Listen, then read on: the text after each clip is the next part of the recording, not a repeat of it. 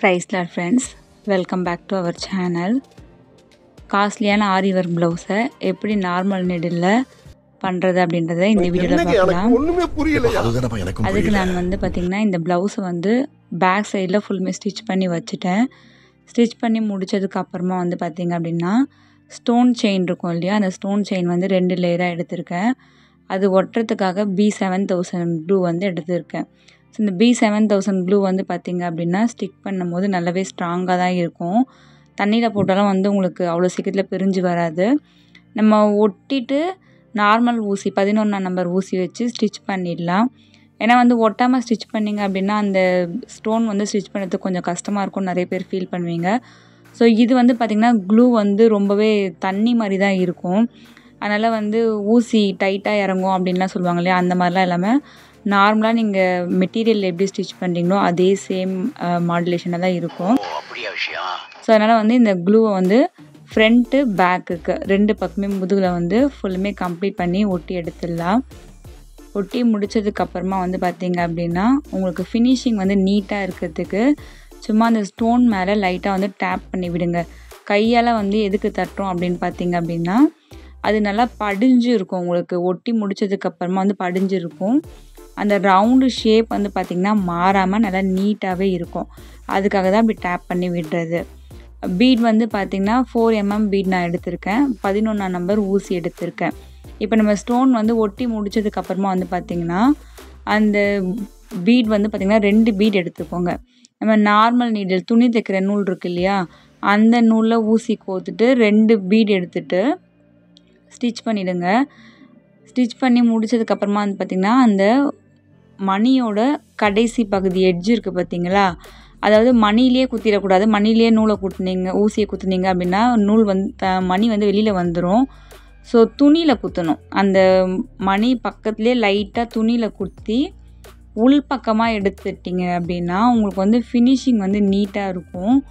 வெளியில் த்ரெட் அவ்வளோவா தெரியாது உங்களுக்கு. நான் இப்போ எப்படி வீடியோவில் நான் காமிக்கிறேனோ அதே சேம் பேட்டர்னில் 2 மணியாக எடுங்க. எடுத்து முடிச்சு அந்த சிங்கிள் பீடு கோக்குறீங்களா, சிங்கிள் பீடு கோத்து முடிச்சதுக்கப்புறமா திருப்பவும் ஊசியை துணியில் குத்தி கிராஸாக எடுங்க. அதாவது லைனிங் கிளாத்துக்கு போகக்கூடாது. நம்ம மெயின் கிளாத் இருக்குது பார்த்திங்களா, அது உள் பக்கமாகவே நீங்கள் குத்தி எடுத்தீங்க அப்படின்னா உங்களுக்கு நூல் வெளியில் தெரியாது. நம்ம போடும் போதும் உங்களுக்கு உறுத்தாது. சரிங்களா, பேக் சைட்லேயும் பார்க்கறதுக்கு ஃபினிஷிங் நல்லா நீட்டாக இருக்கும். நூல் சுத்தமாக வெளியில் தெரியவே தெரியாது. சில பேர் ஸ்டிச் பண்ணுறது பார்த்திங்க அப்படின்னா தச்சு முடித்த ப்ளவுஸில் கூட ஸ்டிச் பண்ணும்போது நூல் அசிங்கமாக வெளியில் தெரியும். அது அப்படி நூல் வெளியில் தெரிஞ்சதுன்னா என்ன ஆகும்னு பார்த்திங்க அப்படின்னா, இன்கேஸ் நீங்கள் இப்போ நம்ம செயின் போடுறோம் இல்லை நம்மளோட முடி அந்த நூலில் மாட்டி இழுத்துடுச்சு அப்படின்னா மொத்த மணியுமே பிரிஞ்சு வந்திருக்கும். ஆல்ரெடி இந்த மாதிரி எக்ஸ்பீரியன்ஸ் யாருக்காச்சும் இருந்ததுன்னா கமெண்ட் செக்ஷனில் கமெண்ட் பண்ணுங்கள்.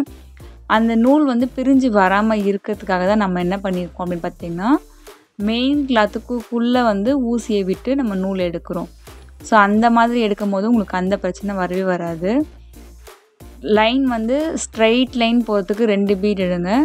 மேலே அந்த சிங்கிள் பீடு தெரியறதுக்காக ஒரே ஒரு பீட் எடுத்து கிராஸாக துணிக்கு மேலேயே தான் நான் கொடுத்திருக்கேன். துணிக்கு மேலேயும் நூல் தெரியாது. அதாவது லைனிங்குள்ளே அங்கே பார்த்திங்கனாலே உங்களுக்கு தெரியும் ஃபினிஷிங் எவ்வளோ நீட்டாக இருக்குது பாருங்கள். பேக் சைடில் நம்ம தச்சுருக்கோன்றது சுத்தமாக தெரியவே தெரியாது. ஆரி ஒர்க் போட்ட மாதிரியே தான் இருக்கும். ஓகேங்களா, ஸோ ஸ்லீவையும் ஸ்டிச் பண்ணி முடித்து எடுத்துக்கலாம். லைனிங்கோட ஜாயின் பண்ணிட்டேன். ஜாயின் பண்ணி முடித்ததுக்கப்புறமா இந்த மாதிரி 1 inch ஸ்கேல் எடுத்துக்கோங்க.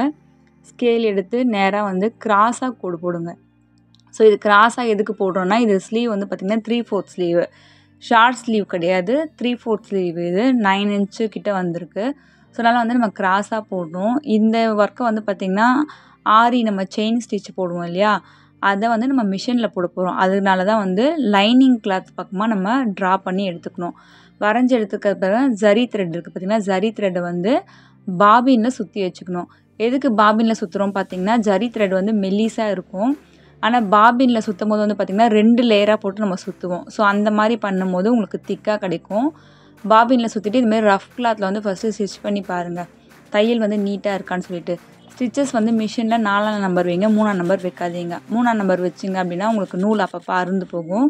ஸோ 4ஆம் நம்பர் வச்சிங்க அப்படின்னா ஸ்டிச்சஸ்மே நல்லா நீட்டாக இருக்கும். தையல் வந்து நீங்கள் நார்மல் செயின் ஸ்டிச் ஆரியில் எப்படி போடுறீங்களோ அந்த ஃபினிஷிங் கிடைக்கும். லுக்கும் வந்து பார்த்திங்கன்னா உங்களுக்கு ஆரி ஒர்க் போட்ட லுக்கு அப்படியே இருக்கும். அதுக்காக தான் 4ஆம் நம்பர் ஸ்டிச்சஸில் வச்சுட்டு நம்ம தையல் போடுறோம். டெய்லரிங் பற்றின வீடியோஸ் எல்லாமே உங்களுக்கு வேணும், இல்லைனா வந்து பார்த்திங்கன்னா ஆரி ஒர்க் ஹேண்ட் எம்ப்ராய்டரி வீடியோஸ் எதுனா வேணும் அப்படின்னா எனக்கு கமெண்ட் செக்ஷனில் கமெண்ட் பண்ணுங்கள். டெய்லரிங் ரிலேட்டடாக உங்களுக்கு ஏதாச்சும் டவுட் இருந்தாலும் எனக்கு கமெண்ட் செக்ஷனில் கமெண்ட் பண்ணுங்கள். இந்த மாதிரி டிப்ஸ்லாம் உங்களுக்கு வேணும் அப்படின்னா நம்மளோட சேனலை ஃபாலோ பண்ணிவிட்டு சப்ஸ்கிரைப் பண்ணுங்கள். இப்போ நான் 4mm பீடு எடுத்திருக்கேன். நம்ம ஸ்டிச் பண்ணி முடிச்சதுக்கப்புறமா அந்த 4mm பீடு வந்து பார்த்திங்க அப்படின்னா அந்த பாக்ஸ் ஸ்கொயர் ஷேப் இருக்குது பார்த்திங்கன்னா, அந்த ஸ்கொயர் ஷேப்போட சென்டரில் தான் இந்த பீடு வைக்கிறோம் சரிங்களா. ஸோ 4mm பீடு வந்து கொஞ்சம் மீடியம் சைஸாக தான் இருக்கும். ஸோ சென்டர் பகுதி காலியாக இருக்குது அப்படின்றதுனால நம்ம வந்து அந்த பாக்ஸோட சென்டர் பகுதியில் ஒரு பீடாக வச்சு ஸ்டிச் பண்ணியிருக்கோம். இதுலேயுமே வந்து பார்த்திங்க அப்படின்னா நமக்கு அந்த ஸ்டிச்சஸ் வந்து லைனிங் கிளாத்துக்கு மேலே தெரியாமல் இருக்கிறதுக்கு ஒரு டெக்னிக் யூஸ் பண்ணியிருக்கோம். ஸோ அது என்னன்றதை வீடியோவில் நான் ஃபுல்லாக உங்களுக்கு சொல்கிறேன்.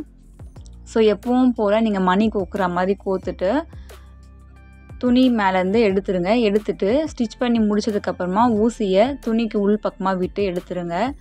எடுத்து முடிச்சதுக்கப்புறமா சில பேர் என்ன பண்ணுவீங்க, ஒரு மணிக்குமே வந்து நீங்கள் நாட் போடுவீங்க, அது விழாமல் இருக்கணும் அப்படின்னு சொல்லிட்டேன்னு. ஸோ அந்த மாதிரி நாட் போடும்போது வந்து பார்த்திங்கன்னா மணி ஏதாச்சும் அறந்தால் கூட நூலில் எதுனா அறந்துச்சுன்னா கூட உங்களுக்கு அந்த மணி வந்து ஒரே ஒரு மணி தான் கீழே விடுற மாதிரி இருக்கும். ஸோ அந்த மாதிரி ப்ராப்ளம் இல்லாமல் இருக்கிறதுக்கு நம்ம என்ன பண்ணியிருக்கோம்னு பார்த்திங்க அப்படின்னா ஒரு மணியை கோர்த்து எடுத்துட்டு தச்சு முடிச்சிடுறோம். முடிச்சதுக்கப்புறமா வந்து பார்த்திங்கன்னா பேக் சைடில் திருப்பி நீங்கள் எப்பவும் போலுமே நாட் போட்டுக்கோங்க. நாட் போட்டு முடித்ததுக்கப்புறமா ஊசியை வந்து பார்த்திங்க அப்படின்னா லைனிங் கிளாத்துக்குள்ளே கொண்டு வாங்க. ஸோ அடுத்த பாக்ஸில் நம்ம அந்த மணியை கோக்கணும் அப்படின்றதுக்காக மெயின் கிளாத்லேயும் வரக்கூடாது, அதே சமயத்தில் லைனிங் கிளாத்லேயும் அந்த நூல் வந்து தெரியக்கூடாது. ஸோ அதுக்காக நம்ம வீடியோவில் காமிக்கிற மாதிரி உள் பக்கமாக அந்த பாக்ஸோட ஸ்ட்ரைட் இருக்குது பார்த்திங்கன்னா, அந்த ஸ்ட்ரைட்டுக்கு ஏற்ற மாதிரி உள் பக்கமாக வந்து ஊசியை குத்தி எடுத்தீங்க அப்படின்னா நூல் வந்து லைனிங்குக்கு உள்ளே போயிடும், மெயின் கிளாத்துக்கும் உள்ளே தான் போயிடும். ஸோ பேக் சைட்லேயும் நமக்கு வராது. நீங்கள் பார்த்திங்கனாலே தெரியும் உங்களுக்கு அந்த நூல் வந்து நம்ம ஸ்டிச் பண்ணியிருக்கோம் அப்படின்றது தெரியாது. ஃபினிஷிங் வந்து பார்த்திங்கன்னா அவ்வளோ பர்ஃபெக்டாக, அதாவது நீங்கள் வந்து இந்த ப்ளவுஸை ஸ்டிச் பண்ணாமலே எப்படி நீங்கள் ஆரி ஒர்க் பண்ணுறீங்களோ அந்த ஃபினிஷிங் தான் வந்து இந்த மாதிரி போட்டால் கிடைக்கும். ஸோ இது ட்ரை பண்ணி பாருங்கள், உங்களுக்கு லுக் வந்து நல்லா நீட்டாக இருக்கும். நீங்கள் ட்ரை பண்ணி முடிச்சதுக்கப்புறமா எனக்கு கமெண்ட் செக்ஷனில் கமெண்ட் பண்ணுங்கள் இதோட ஃபினிஷிங் எப்படி இருக்குன்னு சொல்லிட்டேங்க. ஸோ இந்த மாதிரி ஒரு பீடுமே வந்து நம்ம இந்த பாக்ஸில் ஃபுல்லாக கம்ப்ளீட் பண்ணிக்கலாம். பண்ணி முடித்ததுக்கப்புறமா பேக் சைடில் பார்த்திங்கன்னா நம்ம மிஷினில் போட்டிருக்க தையல் மட்டும் தான் தெரியும். மணி வந்து பார்த்திங்கன்னா நீங்கள் ஆரி ஒர்க் வச்சு எப்படி பண்ணுறீங்களோ அதே சேமில் தான் தெரியும். அந்த நாட் மட்டும்தான் உங்களுக்கு தெரியும். அந்தளவுக்கு வந்து நூல் எக்ஸ்ட்ரா நூல் வந்து நமக்கு துணியில் தெரியவே தெரியாது சரிங்களா. ஸோ தச்சு முடித்ததுக்கப்புறமா இதோட ஃபினிஷிங் எப்படி இருக்குன்றதை நான் உங்களுக்கு காமிக்கிறேன். ஸ்லீவ் பேட்டர்ன் ஃபுல்லுமே வந்து இந்த மாதிரி ஒரு பீட் கொடுத்துருக்கேன். உங்களுக்கு வேணும் அப்படின்னா ஒரு பீட் வேணாம், எனக்கு நிறைய ரொம்ப கிராண்டாக இருக்கணும் அப்படின்னா 4 பீட் வந்து நீங்கள் கொடுக்கலாம். ஸோ சென்டர் பார்ட்டை நோட் பண்ணிவிட்டு 4 பீடு இந்த கார்னர் அந்த கார்னர் சொல்லிட்டு 4 சைட்லையுமே 4 பீட் கொடுத்துருக்கலாம். ஸோ இது நான் காப்பர் ஷேடு தான் எடுத்திருக்கேன். காப்பர் கலர் அப்படின்னால காப்பர் ஷேடு எடுத்து நான் வந்து ஸ்லீவை ஃபினிஷ் பண்ணியிருக்கேன். அண்ட் ப்ளவுஸுமே வந்து பார்த்திங்கன்னா ரொம்பவே ஃபினிஷிங்லாம் நீட்டாக இருக்குது. ஹேங்கிங் நான் ரெடி பண்ணதை வந்து நான் வீடியோ எடுக்க மறந்துட்டேன். ஸோ சாரி, நான் இன்னொரு டைம் வந்து வீடியோ எடுக்கும்போது உங்களுக்கு ஹேங்கிங் எப்படி ரெடி பண்ணுறதுன்னு போடுறேன். ஸோ இந்த ஸ்லீவ் வந்து ஃபினிஷிங் பார்த்திங்கனாலே உங்களுக்கு நல்லாவே தெரியும். எக்ஸ்ட்ரா நூல் வந்து எதுவுமே தெரியவே தெரியாது, உங்களுக்கு சுத்தமாகவே எக்ஸ்ட்ரா நூல் தெரியாது. ஹேங்கிங் ரெடி பண்ணுறதுக்கு 1 இன்ச்சு நம்ம மார்க் பண்ணியிருக்கோம். ஸ்லீவ் ஃபுல்லுமே வந்து ஸ்லீவுக்கு கீழே மணி தொங்குற மாதிரி வேணும்னு கேட்டிருந்தாங்க. ஸோ அதனால் 1 இன்ச்சு வந்து நம்ம மார்க் பண்ணிடணும். மார்க் பண்ணி முடிச்சதுக்கப்புறமா அதே 11 நம்பர் நீடில் தான் எடுத்திருக்கேன். நீடில் எடுத்துகிட்டு லைனிங் கிளாத்தில் பேக் சைடு அந்த துணியை திருப்பிட்டு லைனிங் கிளாத்தில் வந்து ஊசியை கோர்த்து எடுத்துக்கோங்க. கோர்த்து எடுத்ததுக்கப்புறமா இதில் வந்து பார்த்திங்கன்னா நான் டியூப் பீடு யூஸ் பண்ணியிருக்கேன். ஸோ நமக்கு நீட்டாக இருக்கணும் அப்படின்றதுக்காக டியூப் பீடு எடுத்திருக்கேன். அண்ட் மணி வந்து பார்த்திங்கன்னா அந்த ப்ளவுஸுக்கு கலர் காம்பினேஷனுக்கு ஏற்ற மாதிரி க்ரீன் கலர் வந்து 5mm பீடு எடுத்திருக்கேன். அதில் வந்து பார்த்திங்கன்னா 5mm பீடு கிறிஸ்டல் பீடு எடுத்திருக்கேன். ஸோ நீங்கள் நார்மலாக வந்து இந்த கோல்டு இல்லைன்னா காப்பரே போட்டிங்கன்னா அந்த லுக் அந்தளவுக்கு இருந்திருக்காது. ஸோ சாரீக்கு கான்ட்ராஸ்ட்டாக இருக்கணும், அதே சமயத்தில் சாரியோட மேட்ச் ஆகணும் அப்படின்றதுக்காக க்ரீன் கலர் பீட் எடுத்திருக்கேன். டியூப் பீடை வந்து ஃபுல்லாக கோத்துருங்க. 5 பீட் கோத்திங்கன்னா உங்களுக்கு 1 இன்ச்சு லென்த்து வரும்.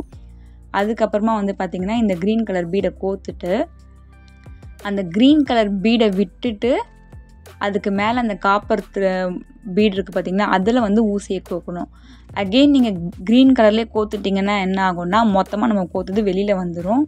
ஸோ அதனால் என்ன பண்ணணும், க்ரீன் கலர் பீடை விட்டுட்டு காப்பர் கலர் பீடில் அந்த ஊசியை ஃபுல்லுமே அந்த 5 பீட் நம்ம கோத்துருக்கோம் இல்லையா, அது ஃபுல்லுமே கோத்து எடுத்து நம்ம மெதுவாக இழுத்திங்க அப்படின்னா நமக்கு ப்ளவுஸுக்கு தேவையான ஹேங்கிங் வந்து ரெடி ஆகிடும். சரிங்களா? ஸோ இது நான் வந்து பார்த்திங்கன்னா 1 இன்ச் 1 இன்ச்சு மார்க் பண்ணி வச்சுருக்கேன். உங்களுக்கு நிறைய வேணும், நல்லா கிராண்டாக வேணும் அப்படின்னா நீங்கள் பக்கத்துலேயே அதாவது ஒரு 1/2 இன்ச்சு கேப் விட்டு நீங்கள் ப்ளவுஸ் ஃபுல்லுமே பண்ணிங்க அப்படின்னா ப்ளவுஸோட ஸ்லீவ் பார்ட் வந்து உங்களுக்கு ரொம்பவே கிராண்டாகிடும் பார்க்குறதுக்கு. அண்ட் அதே மாதிரி வந்து பார்த்திங்கன்னா கடைசியில் நம்ம ஸ்டிச் பண்ணும்போது 1.5 இன்ச்சு வந்து கேப் விடுவோம்.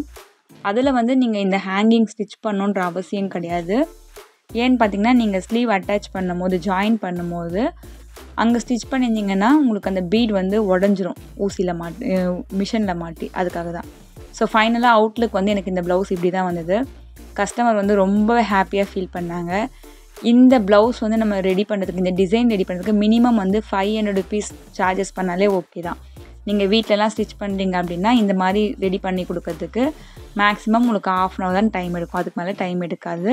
ஸோ ட்ரை பண்ணி பாருங்கள். ட்ரை பண்ணி பார்த்துட்டு கமெண்ட் செக்ஷனில் கமெண்ட் பண்ணுங்கள். நம்மளோட சேனலை இப்போ தான் நீங்கள் ஃபஸ்ட் டைம் பார்க்குறீங்க அப்படின்னா மறக்காமல் சப்ஸ்கிரைப் பண்ணிவிட்டு பெல் பட்டனை ப்ரெஸ் பண்ணுங்கள்.